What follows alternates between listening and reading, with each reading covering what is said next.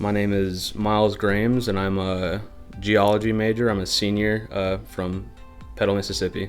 I'm currently working on a research project with Dr.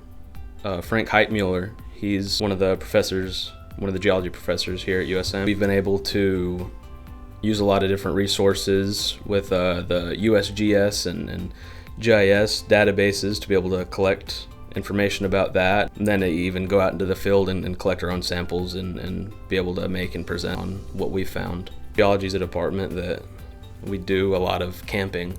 We spend a lot of time together with our professors that I don't think that you get with a lot of other majors, and so I've been able to spend a lot of time with all of my professors and get to know them and be able to get all of their different thoughts on things and use those to kind of help inspire me, to kind of lead me to what I want to do after. Arthur and Mary Mellon Scholarship, that one was really cool to me when I got it because it's for geology students, especially ones that want to focus on environmental geology, which is something that I'm really interested in. So it was really cool just to get awarded that and read what it's about and why it's been given to me, and I don't know, it made me feel special.